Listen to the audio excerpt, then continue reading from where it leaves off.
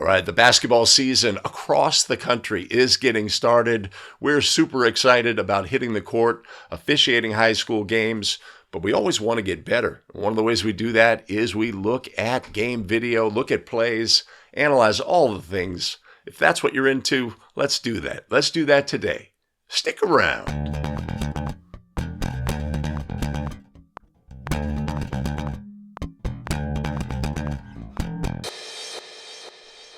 Greetings and welcome back to 5 Play Friday, the show where we analyze game video and get better as basketball officials. Greetings, my name is Greg Austin. Appreciate you joining today. One of the things we do is we analyze all of the things. We have a tough play, a you make the call play to get us started. What's it going to be? Block charge. That's our theme this year. Block charge play. What do you have? What do you have on play number 1?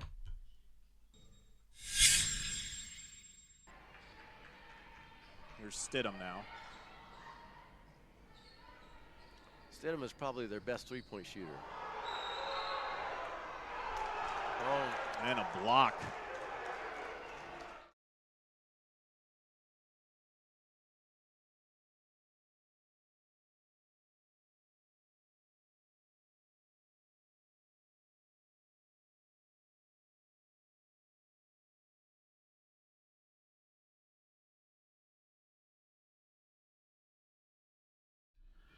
All right, a tough block charge play, center side drive, across the lane, away from the center. What do you have on this play? Block charge, call correct, put your ruling into the comments, and stick around to the end of the video because we will analyze all of the things on play number 1. With that, let's move on. Play number 2.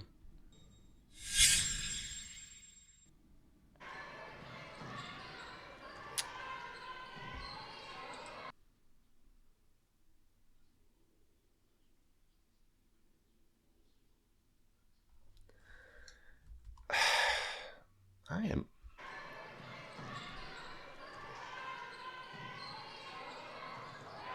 Michaelewski. And what's the call here? We have a block.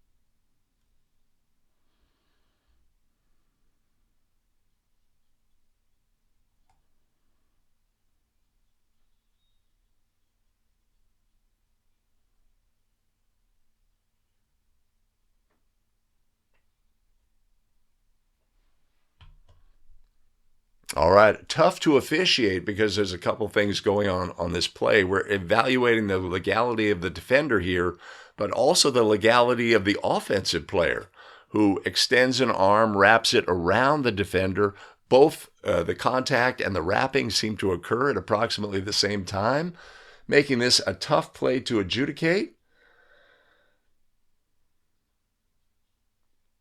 Our defender was moving laterally or obliquely. They were moving obliquely in this case, backwards and to the side. That's what obliquely means. And our offensive player wraps them, brings them, that action is going to bring the defender into their body as well. We had apparently the lead had something on the play as well. Would appear from their body language that they were looking in the offensive foul direction on this play. Our officials in a good position. But they're not in good position to see that off arm by the dribbler. If you are the lead official here, right? So we note that our trail has a patient whistle. They don't make a call immediately upon contact. It's more when the player goes. If you are a center official here, and, could you come with a foul here as well and have the player control foul occurring first? Or did it occur first? Or did the placement occur? That's a tough play to officiate. Tough play to officiate. We've got action by the coach. The offended coach on the play is not pleased. Our center official has to address, in the soft manner, address their comment, behavior, etc., response to the call. Of course, a coach having a response to a call, not agreeing with a call, is not the end of the world. That's something that they're going to do. But of course, we have to have a proper decorum. It's tough for the trail, right? The trail, from their position, they're not going to be able to see that hook, right? So that's why as lead, if you are lead on this play and you see that hook and you think that's the determining factor on the play, you can't just raise your hands like this, like hold on a second or something like that. You've got to come out strong, right? I've got to call first, partner, before, first, hook, offense, boom, big production, and sort of take the call away from the trail official, right? One of the things we want to do as officials is referee where our partners cannot. Can our partner, as trail, see this off-arm hook by the offensive player? No, they cannot. And we have to know that from our position on the court and potentially, come say, hey, I've got something first, right? I say the thing that makes this a foul is the hooking action, and that overrides the subsequent fall by the defender. So something to think about as working as lead.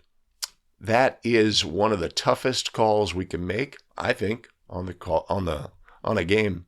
But you know what's not a tough call? Thanking our tremendous show supporters. Who's up on the big board today?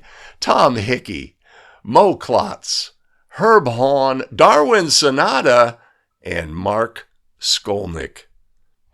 Much appreciated and much love. You want to buy us a coffee? There'll be a link down in the show description, down in the first pinned comment, and I'm going to put one up above. Awesome. Let's move on. Let's look at our very next play.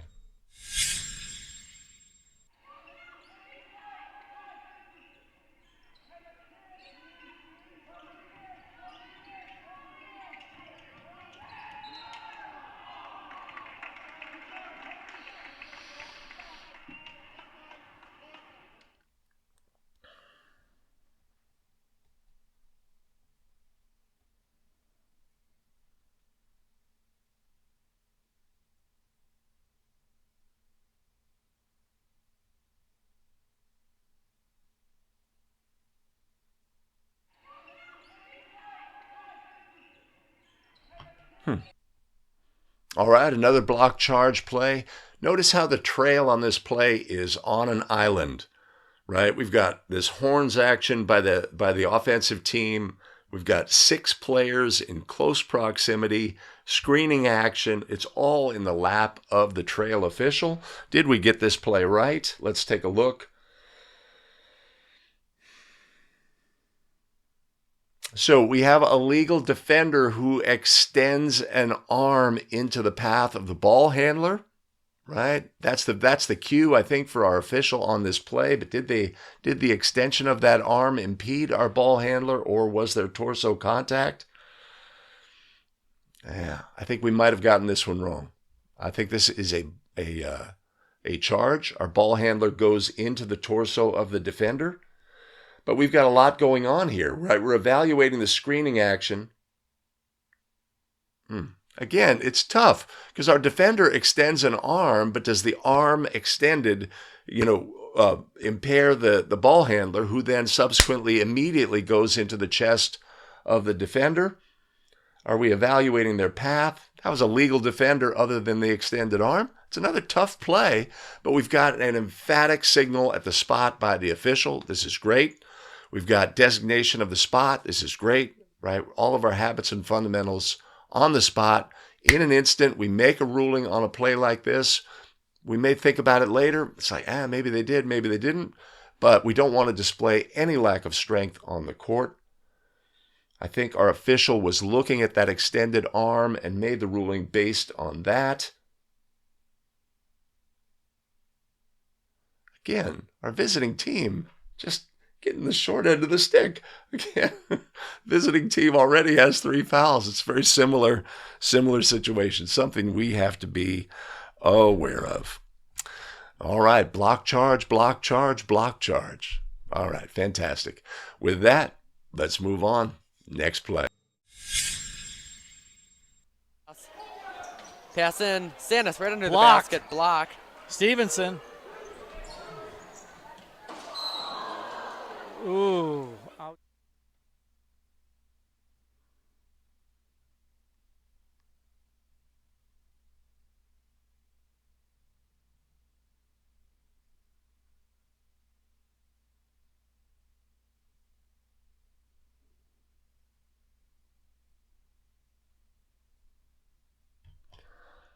right? Hard foul at the basket.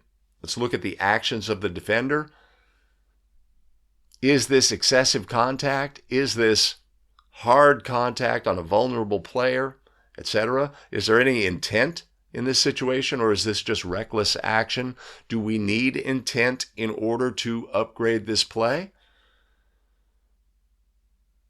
To me, this is clearly excessive contact and needs to be ruled an intentional foul. The defender did not mean to contact the player, but they just left their feet in a reckless fashion and caused excessive contact on a vulnerable player here. To me, this is obvious excessive contact and should be ruled intentional. Was it flagrant? Did it meet any criteria of flagrant? An intent to harm, violent or savage in nature, or simply reckless on the play?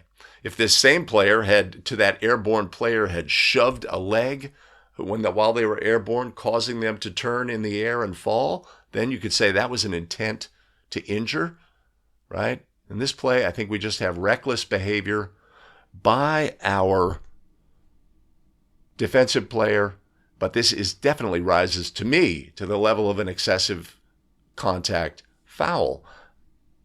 It's not a severe penalty in this situation. It's simply 2 shots, which they would get anyway, plus the basketball.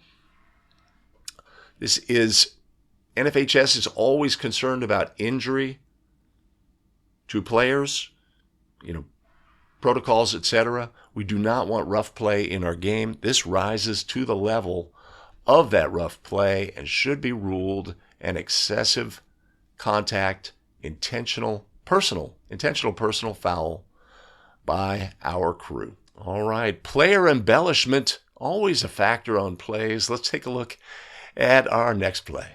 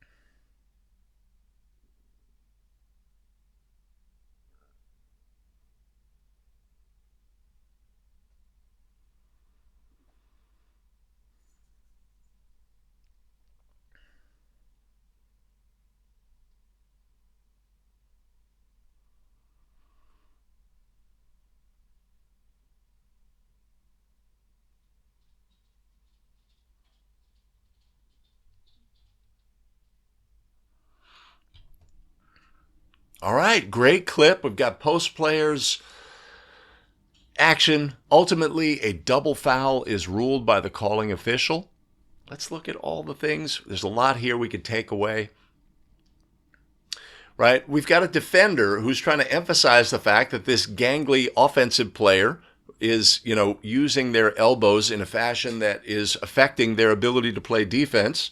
Obviously, it's a smaller defender against a taller post player. Sometimes in that situation, our smaller players try to influence by doing actions like this. They're in a tough position of guarding the taller player, etc. But very neo on the play. Ultimately, our official rules a double foul on the play. We've got hold potentially by our defender around the waist, elbow displacement by the offensive player.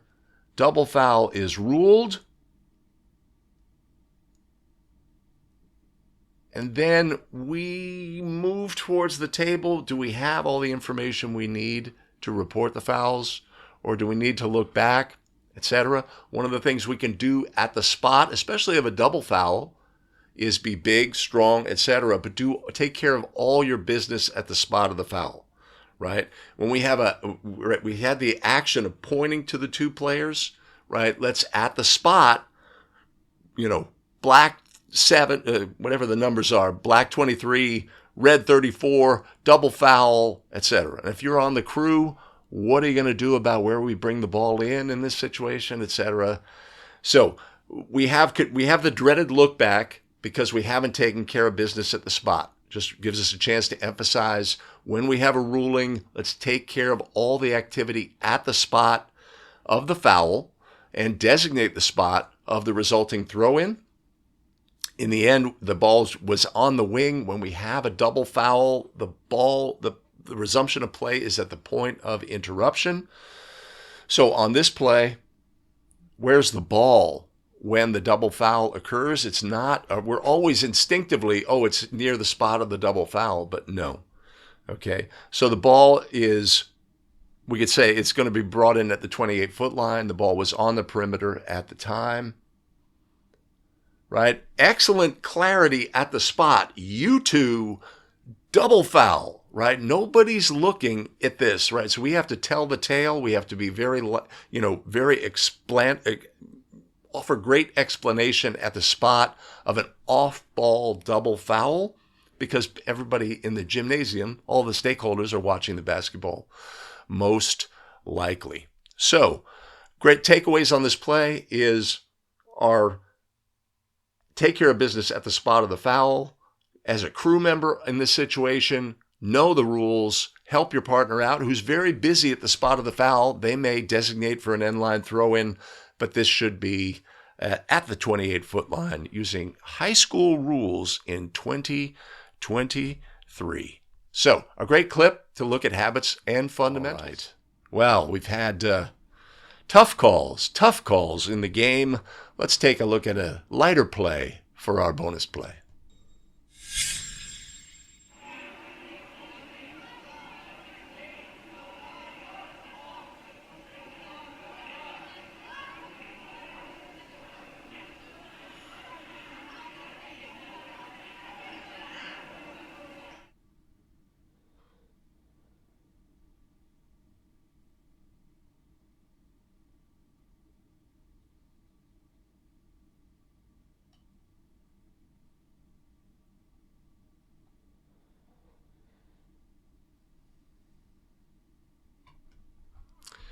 Basket interference is ruled. Is this the correct call on this play? Right? What can a player do in this situation? Wasn't the ball already through the basket? Let's take a look at all the things. Right? So when the ball is on or in the basket, a player cannot touch the ball or the basket. Our player, when the ball is in the basket in this situation, contacts the ring. This is a violation by rule, one that's often let go because the ball was going in anyway, right? But this is an offensive basket interference violation by rule. Our calling official, when they go to the table, is very explanative, explains it very well what happened on the play, suggests that they pulled the ring down. I don't see that, but they definitely contacted the ring while the ball was in the basket, right? So our player contacts the ring. They grasp the ring with the ball on or in. This is a basket interference by rule. Now, if the ball had completely passed through the basket in this situation, and then they did the same action, then that would be illegal.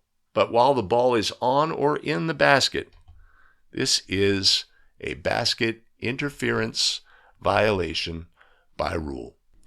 Hey, back at the start of the video, play number 1 was a block charge play. What did you have on the play? Let's look at all of the things on play number 1. Here's Stidham now. Stidham is probably their best three-point shooter. Oh, And a block.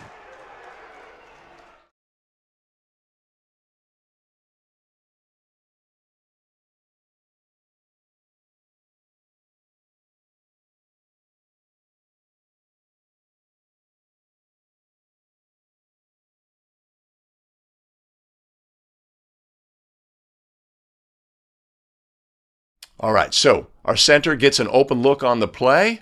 Drive, defender, moving laterally on the play.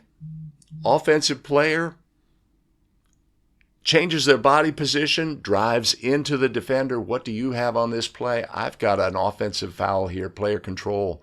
Our defender was legal. Now, we've had many similar plays where we have defenders who are embellishing contact, etc. Does this defender embellish contact? No. This defender was displaced. So we have to ask ourselves, was this defender legal? If the defender is legal and they are displaced, that is not a defensive foul. That is an offensive foul by rule. That's what I have on this play. Is the defender in the path of the ball handler? No, but we have our ball handler who essentially goes outside of their path with their upper body, displacing the defender on the play. I've got a player control foul here. What did you have, right? We could talk about it in the play, in the description. We could talk about it in the comments below. All right, fantastic. Thanks for sticking around today. Thanks for sticking around to the end of the show. Much appreciated, much love. If this is the kind of content you find valuable as a basketball official, be a great time to do all the thing. Hit the like, hit the subscribe, and hit the notify so that you don't miss out on any of our video content. We go live every Friday. Join us on the live stream. Put your voice in the game. Do allow me a moment to thank those who fuel our broadcast. Tom Hickey, Mo Klotz, Herb Haun, Darwin Sanada, and Mark Skolnick. Much appreciated and much love. You want to buy us a coffee? There'll be a link down in the show description, down in the first pinned comment, and I'm going to put one up above. All right, we've got more block charge plays for you today. I've got a video here. I have a link, an important link here as well. Take advantage of those, and we'll see you in the very next video. Take care, everybody.